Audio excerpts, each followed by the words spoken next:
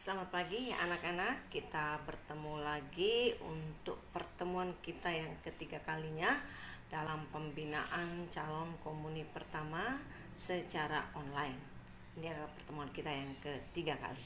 Nah, anak-anak, sebelum kita mulai, jangan lupa siapkan buku kalian ya, buat buku kalian. Siapkan juga alat tulis kalian, puji syukur dan lain sebagainya. Persiapkan dengan baik ya anak-anak. Nah, sebelum kita mulai, mari kita berdoa dulu. Kita buka dengan doa ya. Dalam nama Bapa dan Putra dan Roh Kudus. Amin. Allah Bapa yang maha baik, Allah yang kami sembah, Allah yang kami puji, andalan hidup kami. Pada hari ini kami bersyukur, berterima kasih Bapa atas segala berkat, rahmat dan kemurahan-Mu yang boleh kami alami sepanjang hidup kami hingga hari ini. Teristimewa kami bersyukur Bapa bahwa kami boleh selalu ada dalam keadaan sehat, terlindungi dari virus corona. Saat ini ya Bapa, kami anak-anak-Mu calon komuni pertama akan mengikuti pembinaan secara online. Bapa, tolong berkati kami, semoga kami dapat mengikuti pertemuan ini dengan baik. Bukalah hati, pikiran, dan akal budi kami agar kami dapat menerima materi yang akan diberikan pada hari ini. Terima kasih Bapa, inilah doa kami yang kami aturkan kepadamu melalui perantaraan Putra-Mu yang terkasih, Tuhan kami Yesus Kristus, yang adalah Tuhan dan Juru Selamat kami. Amin. Dalam nama Bapa dan Putra dan Roh Kudus. Amin. Anak-anak, mari kita lihat 10 perintah Allah. Nah, 10 perintah Allah ini sering juga disebut dengan dasa firman, atau dasa firman itu dasa berasal dari bahasa Sanskerta, artinya 10, atau disebut juga dengan dekalog, berasal dari bahasa Latin. Nah, di mana kita bisa mendapatkan atau menemukan rumusan dari 10 perintah Allah ini anak-anak? Nah, itu bisa kita lihat di kitab Keluaran. Kitab Keluaran pasal 20 ayat 1 sampai 7, atau juga bisa kita lihat di kitab Ulangan. Kitab Ulangan pasal 5 ayat 6 sampai dengan 21. Nah, berdasarkan kedua rumusan yang ada di kitab suci kita ini, kemudian dirumuskan secara lebih sederhana lagi supaya lebih mudah untuk dimengerti dan dihafal. Nah, rumusan yang sederhana ini terdapat di dalam kitab puji syukur kita, di puji syukur nomor 6, dan itu juga ada di dalam buku kalian. Nah, coba kita lihat apa saja 10 perintah Allah ya yang ada seperti tertera di buku kalian atau di puji syukur.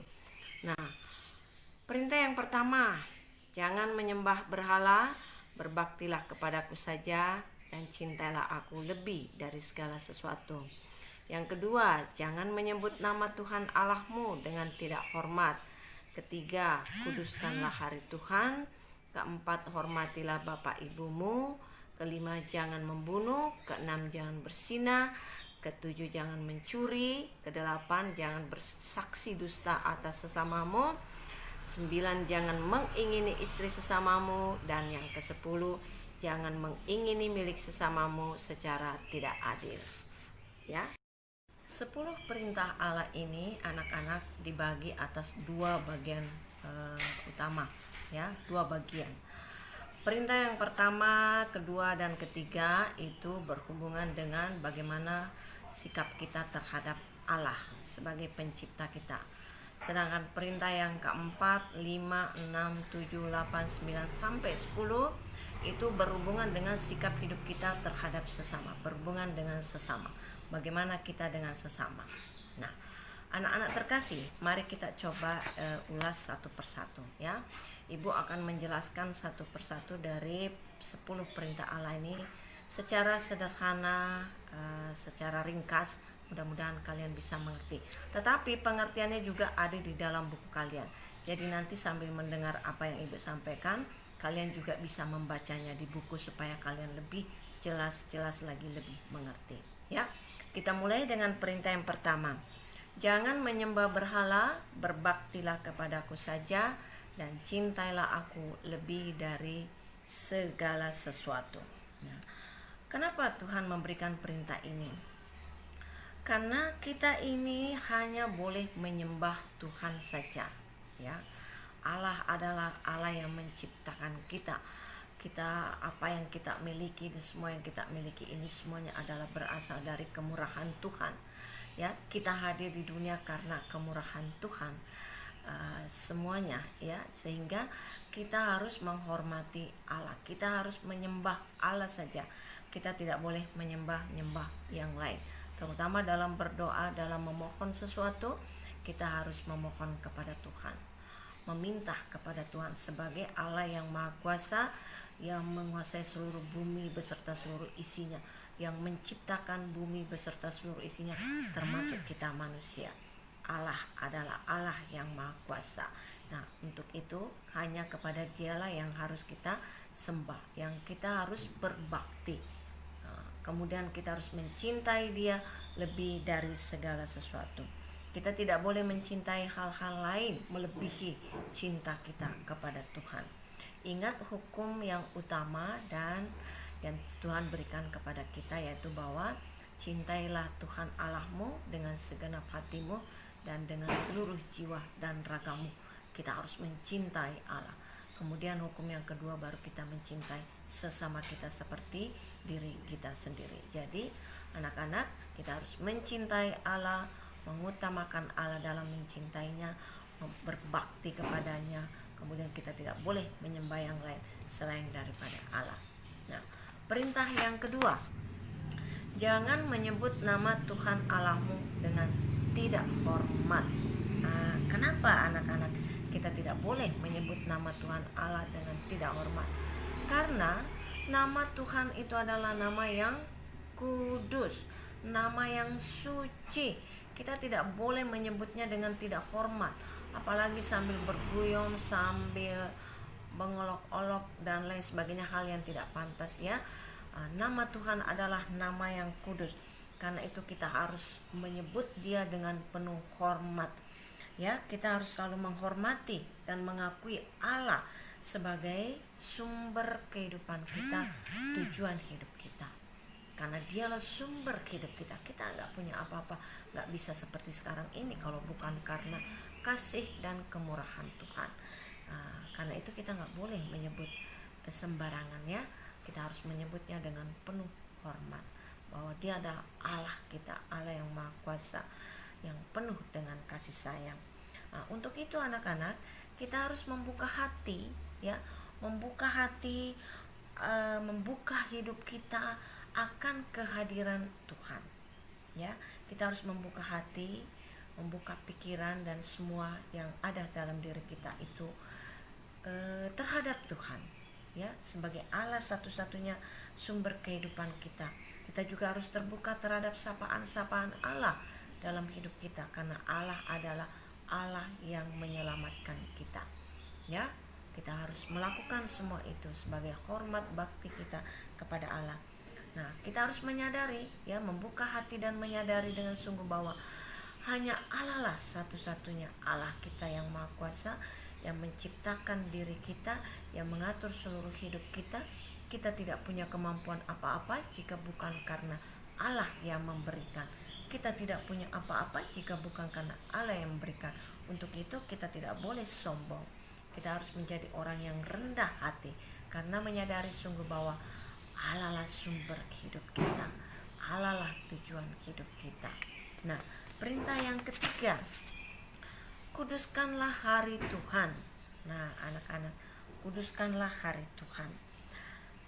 Hari Tuhan kita sudah tahu di mana. Dalam kitab Kejadian itu ada diceritakan di situ bagaimana Tuhan menciptakan alam semesta beserta seluruh isinya, dan pada hari ketujuh Tuhan beristirahat, ya. Nah, kita pun di dunia juga demikian. Kita sekolah, kita bekerja, orang tua bekerja dari hari Senin sampai Sabtu. Nah, hari ketujuh, hari Minggu, kita beristirahat untuk Tuhan, untuk kita pergi menyediakan waktu yang hari Minggu itu untuk Tuhan. Kita bikin apa anak-anak? Menguduskan hari Tuhan, yaitu kita mempersiapkan diri, mempersiapkan hati, ya, untuk mengikuti ibadah atau perayaan-perayaan Ekaristi di hari Minggu atau di hari-hari raya yang disamakan dengan hari Minggu. Nah, kita wajib menguduskan hari-hari itu untuk Tuhan, untuk kita datang mengikuti perayaan Ekaristi. Nah, kita wajib ya mengambil bagian dalam perayaan Ekaristi, yaitu di setiap hari Minggu. Kita juga ada di hari Sabtu ya, Sabtu dan Minggu kita ada berapa kali misa. Nah, anak-anak harus menyiapkan waktu khusus untuk datang mengikuti perayaan Ekaristi itu. Gunanya apa anak-anak? Yaitu untuk bersyukur kepada Tuhan, dan kemudian disitulah kita melakukan penghormatan kita, pengakuan kita terhadap Allah yang tampak nyata kehadirannya dalam perayaan Ekaristi ya. Nyata kehadiran Tuhan di dalam setiap perayaan-perayaan Ekaristi. Nah, perintah yang keempat, anak-anak, hormatilah ibu bapakmu. Hormatilah ibu bapakmu. Nah, anak-anak, Santo Paulus pernah berkata seperti ini dalam Alkitab ada ya. Hai anak-anak, taatilah orang tuamu di dalam Tuhan, karena haruslah demikian. Hormatilah ayahmu dan ibumu. Ini adalah suatu perintah yang penting, seperti yang nyata dari janji ini, supaya kamu berbahagia dan panjang umurmu di bumi. Itu bisa kita temukan dalam Efesus 6 ayat 1-3. Melalui Santo Paulus Tuhan berfirman, anak-anak, taatilah orang tuamu, hormatilah orang tuamu, supaya hidupmu berbahagia dan panjang umurmu di bumi. Nah, anak-anak, kita wajib, minggu lalu kita sudah bahas panjang lebar tentang bagaimana menghormati, menghargai orang tua. Kita sebagai anak bagian dari keluarga, bagian dari papa, mama, dan saudara-saudara kita. Kita wajib anak-anak menghormati dan menghargai orang tua. Tuhan sudah menjanjikan supaya kamu berbahagia dan panjang umurmu di dunia. Nah, jadi anak-anak, kalau kita mau berbahagia dan panjang umurnya kita nanti di dunia, harus menghormati papa, menghormati ibu, menghargai mereka. Sebab tanpa mereka kita tidak pernah hadir di dunia ini. Ya anak-anak, anak-anak tentu orang tua kepingin kalian menjadi anak-anak yang baik, anak-anak yang berbakti, anak-anak yang beriman Katolik yang baik. Nah, untuk itu anak-anak, kita harus menghargai orang tua, menghormati orang tua. Kalaupun mereka marah, itu karena mereka mencintai kita. Menegur kita, itu karena mereka mencintai kita. Mereka tidak mau kita menjadi anak-anak yang nakal, anak-anak yang nanti salah arah di dalam kehidupan. Nah, jadi kalau orang tua menegur, orang tua mungkin marah, itu adalah untuk kebaikan kita, ya. Karena orang tua sudah melalui hidupnya, dari mulai anak-anak sampai sekarang menjadi orang tua seperti orang tua kalian itu, mereka sudah alami semua itu. Pernah mengalami masa di mana kalian seperti kalian seperti anak-anak, sehingga orang tua tahu yang terbaik untuk kalian. Nah, anak-anak harus menghargai dan menghormati. Ingat bahwa tanpa orang tua kita tidak pernah hadir di dunia ini. Kita tidak pernah merasakan namanya keindahan hidup di dunia ini, ya. Nah, perintah yang kelima, jangan membunuh. Nah, anak-anakku terkasih, kata membunuh mempunyai arti yang sangat luas, ya. Satu, membunuh bisa berarti mematikan hidup sesama secara fisik, mematikan hidup orang lain secara fisik. Seperti biasa mungkin kita dengar, kita lihat atau nonton di TV, orang ditembak sampai mati, ada yang dipenggal sampai mati, ada yang ditikam sampai mati. Itu adalah mematikan orang secara fisik. Ada juga orang yang mematikan dirinya sendiri, yaitu dengan cara bunuh diri. Nah, itu mematikan diri sendiri. Nah, yang ketiga, makna yang ketiga dari jangan membunuh yaitu menjatuhkan nama baik orang lain. Nah, ini banyak dilakukan oleh kita, ya. Baik anak-anak, orang dewasa, bahkan orang tua juga banyak melakukan seperti ini.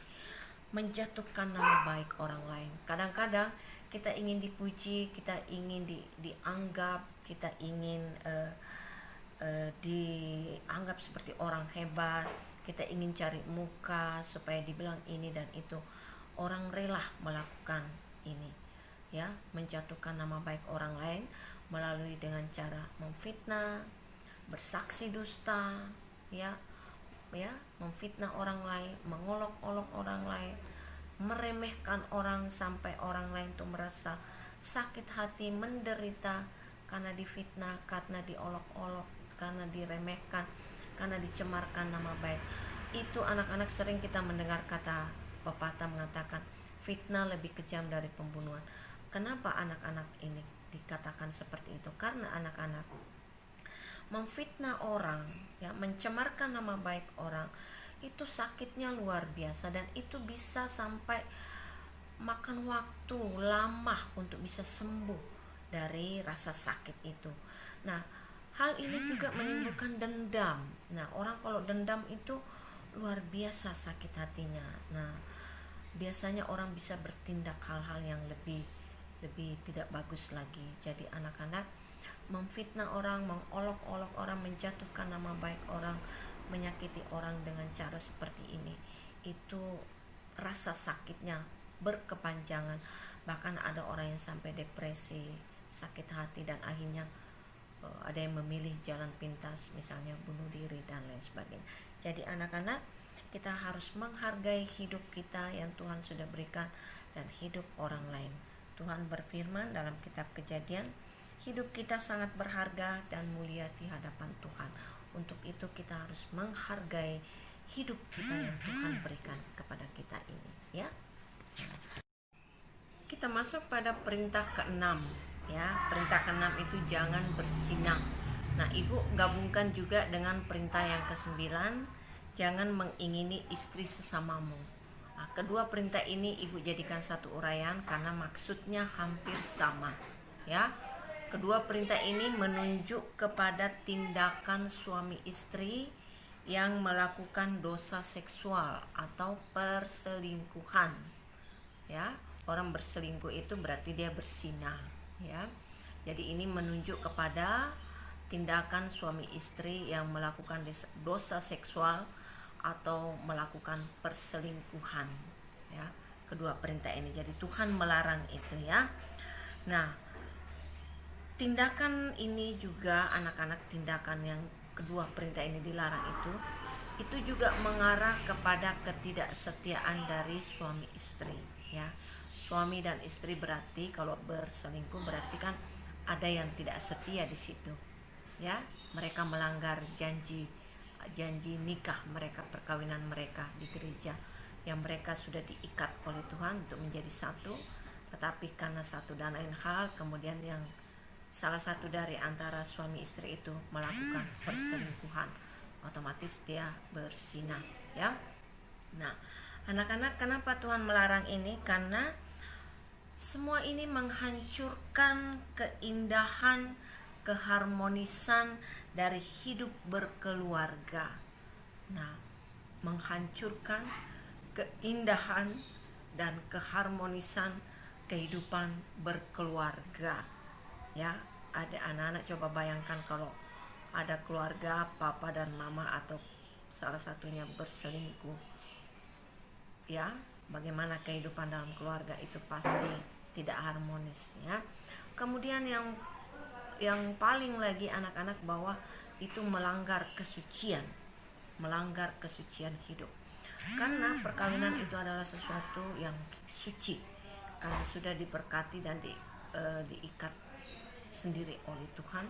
Tuhan sendiri yang melakukan pemberkatan nikah itu, karenanya itu adalah sesuatu yang sakral, sesuatu yang suci yang harus dipelihara dan dijaga agar tetap harmonis berjalan, hidup keluarga berjalan terus hingga mau memisahkan mereka.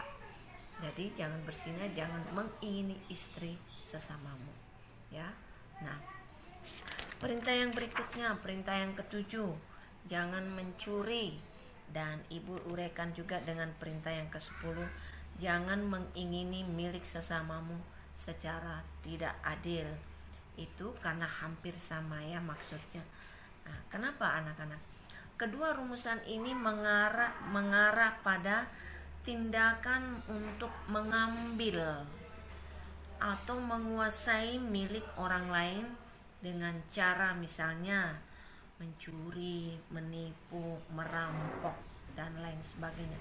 Pokoknya mau memiliki barang milik orang lain dengan cara apapun yang tidak benar, itu masuk dalam larangan ini ya. Itu tidak boleh anak-anak. Kalau kita mau terhadap barang milik orang lain, kita harus minta dengan baik-baik ya. Minta. Kalaupun misalnya tidak dikasih, puji syukur. Kalau tidak dikasih ya kita harus maklum mengapa kita tidak dikasih ya. Mungkin dia juga membutuhkan barang itu. Nah, kita tidak boleh mencurinya atau mengambilnya dengan paksa, dengan cara apapun yang tidak benar ya. Itu dilarang oleh Tuhan. Kenapa anak-anak ini dilarang? Karena satu, merugikan orang lain ya, merugikan orang lain, membuat orang lain menderita. Nah, tentunya kalau anak-anak diambil barangnya kan secara sembunyi-sembunyi atau dicuri, pasti kan kesel ya. Kesel, barang saya kok tidak ada, sudah diambil siapa lagi. Pasti jengkel, membuat kesel kita. Padahal kita sangat membutuhkan misalnya barang itu. Membuat hidup orang lain menderita, contohnya anak-anak. Kalian pasti sering mendengar yang disebut dengan begal dan lain sebagainya. Itu sama dengan seperti ini, mengambil barang milik orang lain dengan cara paksa, sampai bahkan harus membuat orang lain menderita, membuat orang lain terjatuh dari motor, terseret, bahkan tergilas kendaraan sampai harus merenggang nyawa. Nah, semua itu tidak boleh anak-anak. Itu adalah dosa ya, dengan membuat orang lain menderita. Nah, apalagi anak-anak, kenapa tidak boleh?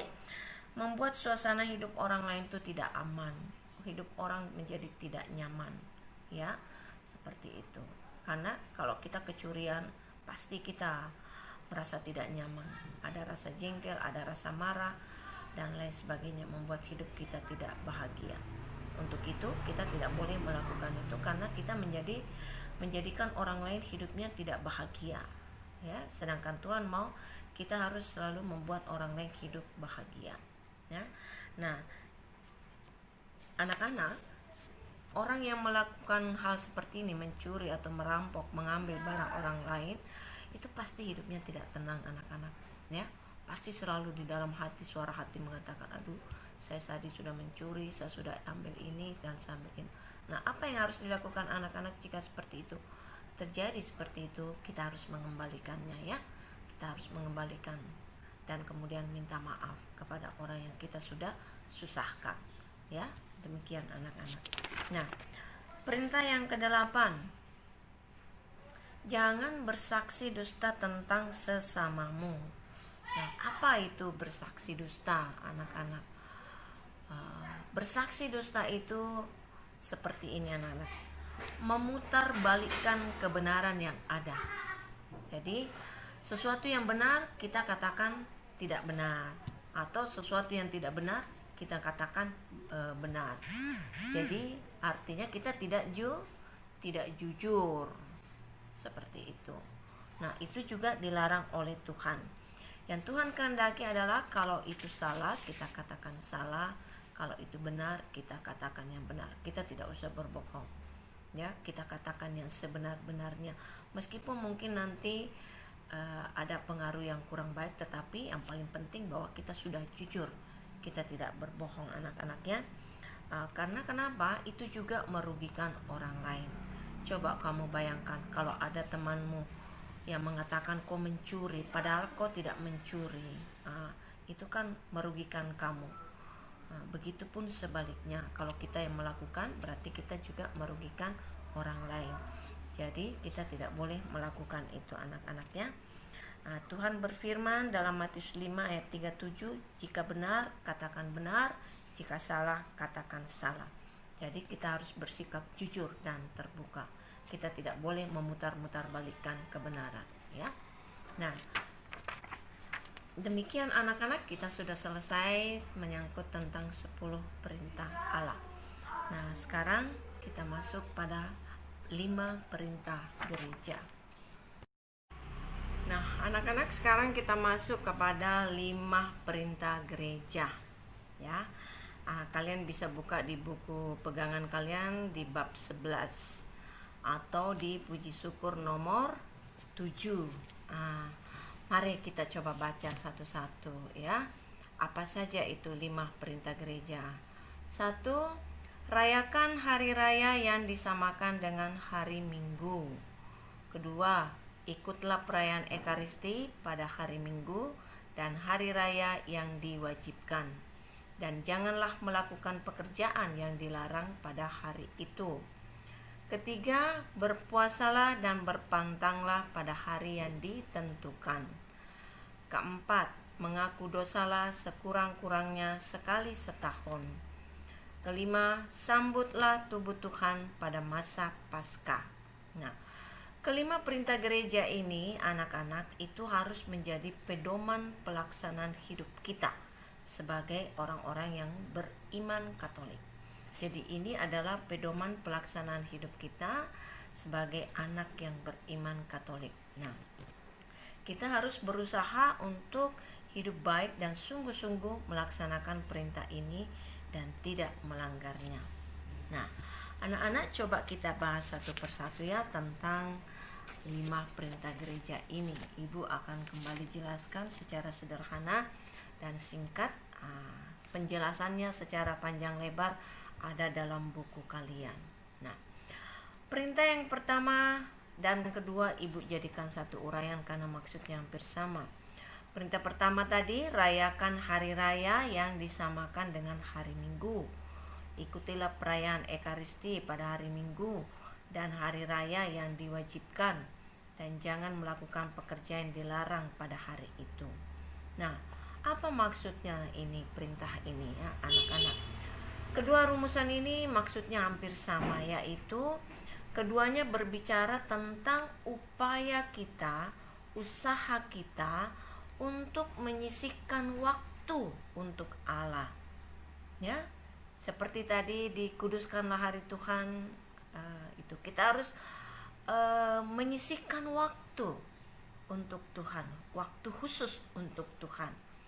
Yaitu merayakan hari raya disamakan dengan hari Minggu, atau di hari Minggu itu adalah waktu khusus untuk Tuhan, atau hari raya yang disamakan dengan hari Minggu. Misalnya hari raya Natal, malam Natal, hari Minggu Palma, kemudian Tri Hari Suci, Pekan Suci, semua itu sama, adalah perayaan-perayaan hari-hari raya dalam gereja kita, dan itu sama dengan disamakan dengan hari Minggu. Jadi kita wajib menyisihkan waktu untuk itu, untuk mengikuti perayaan Ekaristi di hari-hari itu. Banyak lagi hari-hari raya yang lain ya. Kemudian, dan kita tidak boleh melakukan pekerjaan yang dilarang pada waktu itu ya. Seperti itu. Waktu khusus itu adalah saat perayaan Ekaristi. Jadi kita harus menyisihkan waktu khusus untuk Allah, seperti hari Minggu, hari raya Natal, Paskah, Pekan Suci dan lain sebagainya, dan khusus untuk mengikuti perayaan Ekaristi di gereja. Tapi untuk kali ini kita masih di rumah saja mengikuti perayaan Ekaristi di rumah, karena kita masih dalam suasana, dalam keadaan pandemi corona. Kita belum boleh merayakan Ekaristi di gereja khusus untuk anak-anak dan lansia ya. Kalian mengikutinya secara live streaming di rumah. Itu tadi, menyisihkan waktu khusus. Jadi pada saat mengikuti perayaan Ekaristi, kembali ibu ulangi, kalian harus betul-betul mengikutinya dengan baik, dengan tekun, dan menyisihkan waktu dengan khusus, berpakaian yang rapi ya, tidak sambil makan dan lain sebagainya. Seperti kalau kita mengikuti perayaan Ekaristi di gereja, bedanya cuma kita tidak menyambut tubuh Kristus ya, tetapi kita menyambutnya secara rohani, secara batin ya. Kenapa kita harus mengikuti perayaan Ekaristi anak-anak? Kembali ibu ulas lagi bahwa itu untuk mengungkapkan syukur kita kepada Allah ya, mengucap syukur kepada Allah. Kemudian kita mengalami kehadiran Allah sapaan-sapaan Allah yang menyelamatkan dalam diri Yesus Kristus. Karena kita percaya bahwa dalam perayaan Ekaristi itu Tuhan sendiri yang hadir mempersembahkan perayaan Ekaristi itu. Ya, jadi karenanya kita wajib mengikuti perayaan Ekaristi di hari Minggu, di hari-hari raya yang disamakan dengan hari Minggu. Nah, anak-anak, kita masuk pada perintah yang ketiga. Berpuasalah dan berpantanglah pada hari yang ditentukan. Nah, kapankah itu hari yang ditentukan untuk kita berpuasa dan berpantang? Anak-anak pasti sudah sering mendengar ya, di dalam gereja kita sering berpuasa dan berpantang itu di masa-masa tertentu, di bulan-bulan tertentu. Nah, pada masa-masa apakah itu anak-anak biasanya kita berpuasa dan berpantang? Masa Prapaskah. Ya, biasanya pada saat kita sudah masuk masa Prapaskah, berarti kita sudah mulai dihimbau untuk berpuasa dan berpantang, dan itu biasanya diawali pada hari Rabu Abu, pada saat kita ditandai mengikuti perayaan Ekaristi, kemudian kita ditandai dengan abu. Nah, itulah di awal masa Prapaskah. Awal biasanya kita menjalankan yang namanya puasa dan pantang. Nah, dalam tradisi gereja Katolik kita, dan itu dilakukan selama 40 hari. Selama 40 hari. Masa Prapaskah itu selama 40 hari ya, sebelum kita tiba nanti di masa Paskah. Apa artinya, apa maksud dari berpuasa dan berpantang itu anak-anak?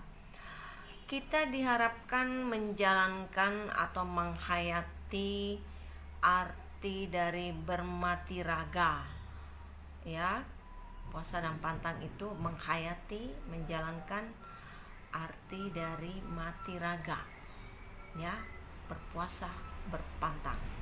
Nah, itu adalah sebagai wujud dari pertobatan kita. Wujud dari pertobatan kita.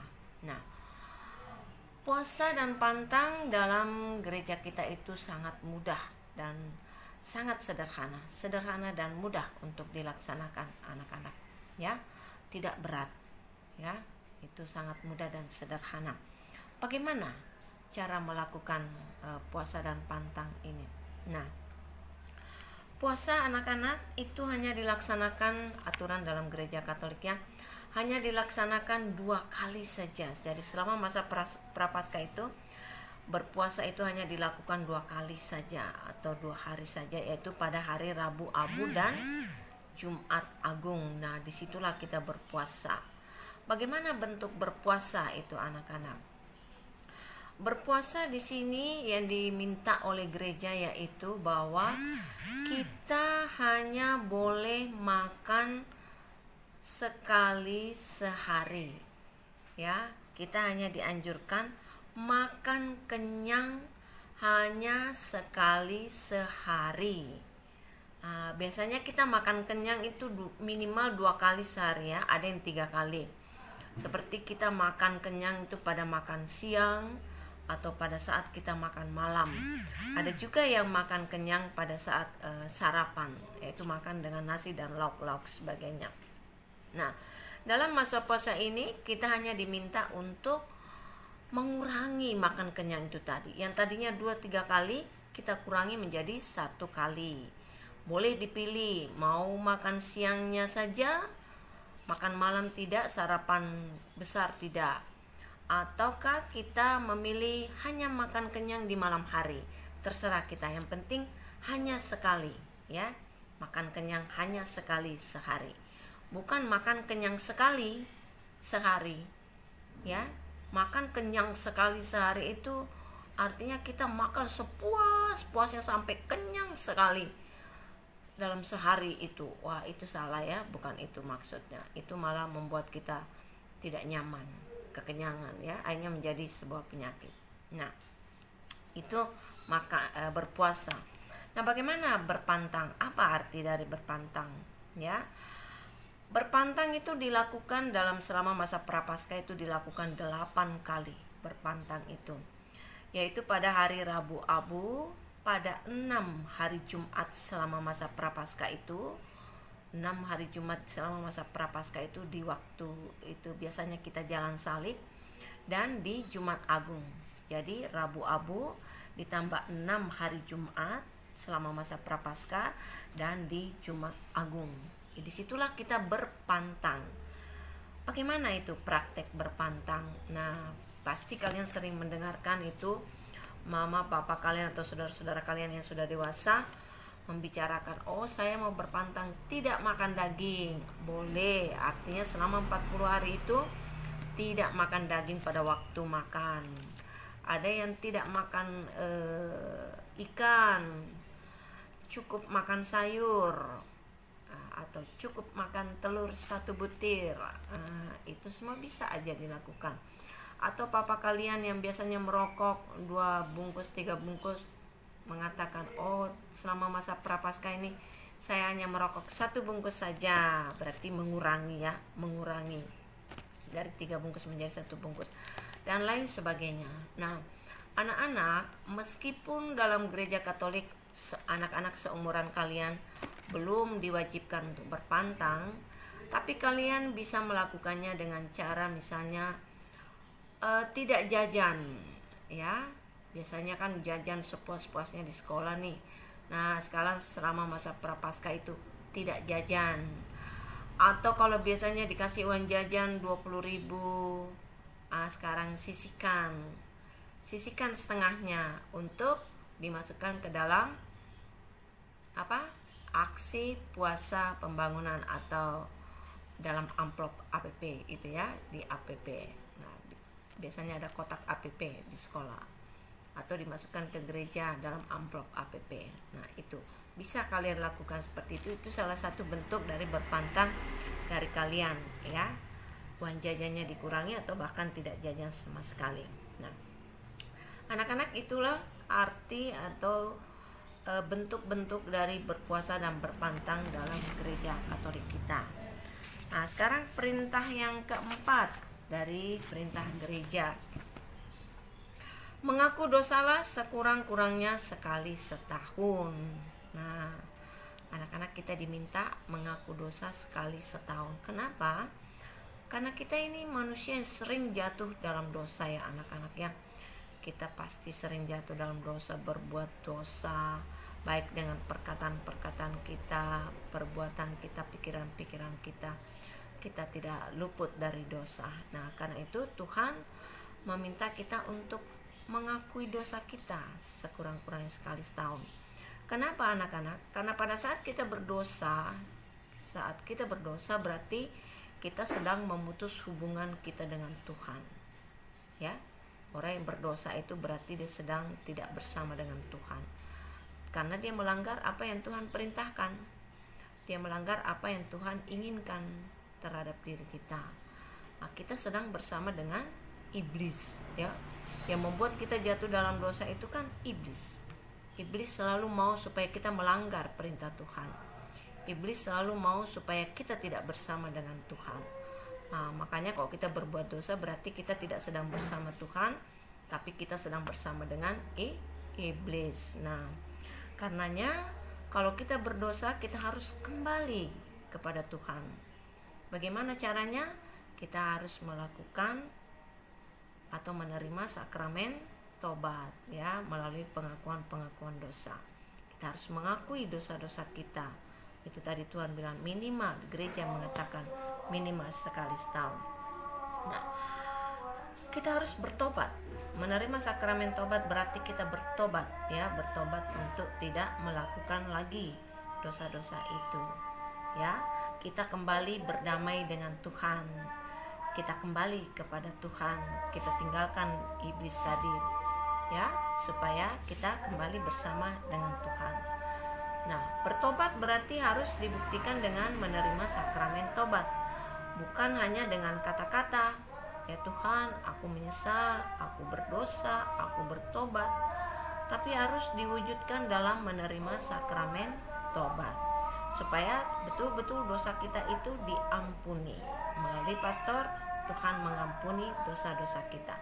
Dan kita bertobat, tidak melakukannya lagi. Kenapa harus demikian anak-anak? Karena sakramen tobat itu pada saat kita melakukannya berarti kita bertobat, berarti kita memperbaiki hubungan kita dengan Tuhan, ya. kita memperbaiki hubungan kita dengan Tuhan, kita memperbaiki hubungan kita dengan sesama, kita dipulihkan, kita didamaikan dengan Tuhan, dan akhirnya kita mengalami kebaikan dan kerahiman Tuhan.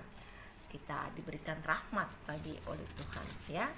Nah, anak-anak, kita masuk pada perintah gereja yang kelima. Sambutlah tubuh Tuhan pada masa Paskah. Apa maksudnya kita disuruh menyambut tubuh Tuhan pada masa Paskah? Nah, begini anak-anak. Ketika kita tidak bisa merayakan Ekaristi, ya, kita tidak bisa atau tidak dapat merayakan Ekaristi, perayaan Ekaristi pada hari Minggu atau hari raya yang disamakan dengan hari Minggu atau hari yang diwajibkan, maka kita harus mengikuti perayaan Ekaristi setidak-tidaknya sekali setahun, yaitu pada hari raya Paskah. Nah, maksudnya begini anak-anak. Kadang-kadang ada orang yang tidak bisa mengikuti perayaan Ekaristi atau datang pada hari Minggu untuk mengikuti perayaan Ekaristi karena berbagai halangan atau ada sesuatu yang menghalangi sehingga tidak bisa, ya, mungkin karena faktor tempatnya tidak di sana, tidak ada gereja Katolik mungkin, atau tidak ada pastor yang merayakan Ekaristi atau apapun alasannya, tetapi diminta setidak-tidaknya harus mengikuti perayaan Ekaristi setidak-tidaknya sekali setahun, yaitu pada hari raya Paskah. Kenapa? Karena anak-anak, hari raya Paskah yang kita rayakan itu adalah hari kebangkitan Tuhan Yesus. Ya, itu harus kita mengikuti perayaan Ekaristi di situ.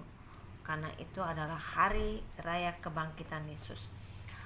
Karena hari itu kita merayakan Yesus yang bangkit dari alam maut. Yesus yang bangkit, yang sudah menebus kita, yang sudah menyelamatkan kita. Anak-anakku terkasih, demikianlah kita sudah membahas tentang 10 perintah Allah dan 5 perintah gereja, ya. Nah, tugas anak-anak yang harus kalian kerjakan adalah 1. Bagi yang sudah hafal, nggak perlu lagi hafal, tapi yang belum hafal 10 perintah gereja, 5 perintah gereja, supaya dihafalkan, ya. Mudah kok dihafal, ya. Kedua, sebutkan salah satu perintah Allah yang sudah kalian lakukan dalam hidup sehari-hari dan ceritakan bagaimana kalian melakukannya. 10 perintah, satu aja, ya. Kamu tulis apa yang sudah kamu lakukan dan ceritakan bagaimana cara kamu melakukan. Nah, sebutkan salah satu bentuk puasa pantang mungkin yang pernah kalian lakukan, ya. Meskipun kalian belum wajib untuk berpantang, tapi mungkin pernah kalian lakukan, ya. Nah, sebutkan kira-kira itu apa, dan kalau tidak ada ya nggak usah, tapi yang pernah melakukan disebutkan, ya. Nah, kembali ibu ingatkan, tuliskan jawabannya di kertas, foto, kemudian kirim ke grup calon komuni. Pertama, paling lambat hari Sabtu tanggal berapa itu, ya? Tanggal 26, ya. Kalau nggak salah tanggal 26 September. Ibu tunggu tanggal 26 September, ya. Nah, anak-anak yang terkasih, kembali ibu ingatkan, lebih banyaklah di rumah karena sekarang ada pandemi corona. Kalaupun kalian harus keluar rumah, usahakan selalu pakai masker, bawa hand sanitizer, setiap saat cuci tangan dan bersihkan tangannya pakai hand sanitizer, ya. Kalau kalian bermain di luar rumah, pakailah masker. Begitu masuk ke rumah, langsung cuci kaki, cuci tangan, cuci semua, baju-baju dilepas, dan kalau perlu mandi, ya, baru bermain lagi di dalam rumah. Jaga kesehatan, makan yang sehat, ya, minum vitamin, dan semoga kita bisa melewati pandemi ini, ya. Banyak berdoa ya anak-anak supaya kita bisa melewati pandemi corona ini. Nah, baik anak-anak, mari kita tutup pertemuan kita dengan kita berdoa penutup. Dalam nama Bapa dan Putra dan Roh Kudus, amin. Ya Allah, ya Bapa yang Maha Baik, kami anak-anak-Mu, para calon komuni pertama, bersyukur, berterima kasih hari ini kami sudah boleh melakukan pertemuan kami yang ketiga kali secara online. Terima kasih ya Bapa atas segala berkat dan rahmat-Mu, kemurahan dan belas kasih-Mu yang kami boleh alami. Teristimewa kami bersyukur berterima kasih kami boleh ada dalam keadaan sehat terberkati hingga saat ini. Terima kasih Bapa, Putra dan Roh Kudus. Bapa, berkatilah kami semua anak-anak-Mu para calon komuni pertama ini. Semoga pada saatnya nanti mereka sudah siap untuk menerima tubuh-Mu yang kudus dalam berupa roti dan anggur pada saat menerima sakramen Ekaristi. Berkati mereka, semoga mereka tetap sehat dan pada saatnya mereka boleh menerima sakramen Ekaristi. Terima kasih Bapa, berkati juga kami semua anak-anak-Mu di dunia ini. Semoga di masa-masa pandemi ini Tuhan memberkati kami bisa hidup dengan damai dan tenang, dijauhkan dari virus corona ini, dan pada saatnya kami boleh mengalami rahmat-Mu Tuhan, terlepas bebas dari virus corona. Terima kasih Bapa, inilah doa kami yang kami haturkan kepadamu melalui perantaraan Putra-Mu yang terkasih, Tuhan kami Yesus Kristus, yang adalah Tuhan dan Juru Selamat kami, kini dan sepanjang masa. Amin. Dalam nama Bapa dan Putra dan Roh Kudus. Amin. Selamat pagi anak-anak.